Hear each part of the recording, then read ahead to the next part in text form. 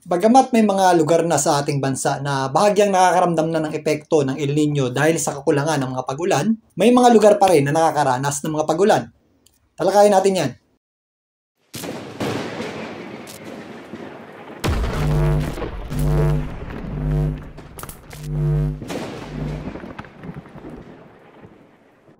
Welcome po muli sa Philippine Weather Trivia. Again, para po sa mga bago sa channel na to, ako nga pala si Alvin Pura, isang meteorologist at ang inyong weather tito. So simulan natin ang topic natin ngayon sa pagsagot ng tanong na ito. Bakit nagbabalita pa daw ng El Nino, tag-ulan pala? So may mga areas na sa ating bansa na may mga kakulangan sa pag-ulan, especially yung mga nandito sa western section ng ating bansa. Yan po ay epekto na rin ng ating tinatawag ng El Nino.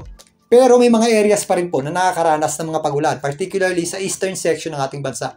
Kasama na po dyan ang Mindanao. So sa pagsagot nga sa tanong kanina, unang-una napakalawak po ng ating bansa at meron po tayong 4 na climate type base sa Corona's Climate Classification. Kaya hindi nangangahulugan kapag maulan po sa inyong lugar ay buong bansa na ang maulan at wala ng epekto ang El Nino. Halimbawa, nitong nakaraang linggo may mga pagulan tayo, particularly dito sa Mindanao, pero kulang na po yung ating mga pagulan dito naman sa area ng Luzon, particularly sa western section nito. So ito pong ilang area sa Mindanao ay nasa ilalim ng Type 4 Climate Classification. Ibig sabihin po niyan, halos buong taon ay posible po tayong makaranas ng mga pagulan.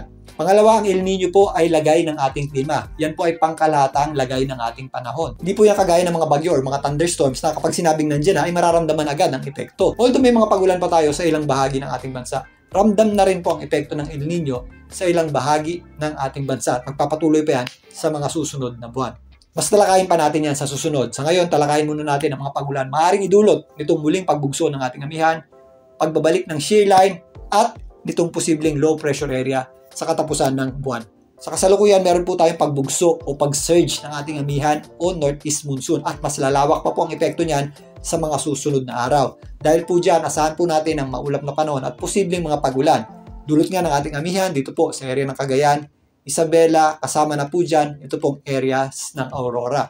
Magiging maulap din po ang ating panahon at posible po yung mahihinang pagulan dito po sa kabundukan ng Cordillera, kasama na po dyan ang extreme northern Luzon. At habang lumalawak ang epekto nitong ating amihan o northeast monsoon, bababa rin yung axis nitong ating tinatawag na shear line. Sa mga susunod na araw, mas magiging maulap na po ang panahon natin dito po sa may areas ng Quezon, kasama na po dyan ang Bicol region. Yan po ay mula Wednesday hanggang Thursday. At sa darating na Thursday, ito pong axis ng ating shear line ay nakatapat na dito sa may area ng Bicol region at Eastern Visayas. Yan po ang magdadala ng mataas na tsansa ng mga pagulan at thunderstorms dyan po sa area na yan. At nitong nakaraang linggo nga, ito pong shear line ang dahilan ng mga malawakang pagulan na nagdulot ng mga pagbaha at mga landslides dito po sa area ng Mindanao, particularly sa eastern section nito. Bababa po muli yan dito po sa Eastern Visayas at Mindanao mula Friday hanggang weekend. Kaya mag-ingat pa rin po tayo sa mga posibleng epekto ng mga pagulan dulot nitong ating shear line, kagaya ng mga flash floods at landslides. Samantalang silipin naman natin itong posibleng low pressure area sa katapusan ng buwan. So narito po ang ating satellite image. Ito pong mga maninipis na kaulapan na ito po ang malamig na hanging amihan o northeast monsoon. Mapapansin nyo, nandito po yan sa itaas na bahagi ng ating bansa at unti-unting bumababa. Ito namang mga kaulapan na ito po yung ating axis ng shear line o yung salubungan ng ating northeast monsoon at itong ating tinatawag na easterlies. At kung mapapansin nyo, medyo maula po itong ibabang bahagi ng ating bansa. Yan po ay parte ng ating Intertropical Convergence Zone o ITZZ. Ito pong mga kaulapan dito sa may area ng Guam ay nagpapakita po ng possibility ng development o paglakas sa mga susunod na araw. Yan po ay base sa ilang computer models. Pero dahil malayo pa, malawak pa po ang uncertainty niyan. Ganun pa man, as a cloud cluster o grupo ng kaulapan, ito po ay kikilos pa-westward o pakanluran papalapit sa ating bansa by the end of this month. Maging low pressure area man yan o manatiling isang tropical wave, posible pa rin po yan magdala ng pagulan, particularly dito po sa Mindanao sa katapusan ng buwan.